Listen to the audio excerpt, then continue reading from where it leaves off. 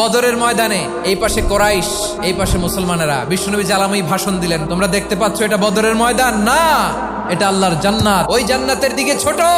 বিশ্বনবীর কথা শোনা মাত্র সাইয়েদনা উমাইর ইবনুল হুমাম বললেন বাখ বাখ, মানে চমৎকার।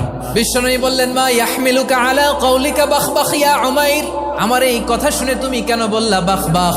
ইয়া রাসূলুল্লাহ, আপনার এই কথা শুনে আমি বড্ড খুশি হয়েছি, আর আমি প্রত্যাশা করছি আমি যদি ওই জান্নাতের মালিক হতে পারি তাহলে কতই না ভালো হতো। সুবহানাল্লাহ বলেন। বিশ্বনবী বললেন উমাইর আনতা মিন আহলিহা, তুমি ওই জান্নাতের অধিবাসী, তুমি জান্নাতি। উমাইর চিন্তা করলেন আমি জান্নাতি, নবীর মুখ দিয়ে যখন বেরোইছে ওই জান্নাতে তো আমার ঢুকতেই হবে, কিন্তু হাতে 3টা খেজুর খেয়ে যদি জিহাদের ময়দানে যায় তাহলে জান্নাতে যেতে তো দেরি হয়ে যাবে। এই চিন্তা আসা মাত্রই খেজুর 3টাকে তিনি ছুঁড়ে মারলেন, তলোয়ার বের করে আল্লাহু আকবার বলে বদরের ময়দানে ঝাঁপিয়ে পড়লেন। আল্লাহর শত্রুদেরকে কচুকাটা করে এক পর্যায়ে শাহাদাতের সুধা পেয়ে নিজেও জান্নাতি হয়ে গেলেন। পড়েন সুবহানাল্লাহ।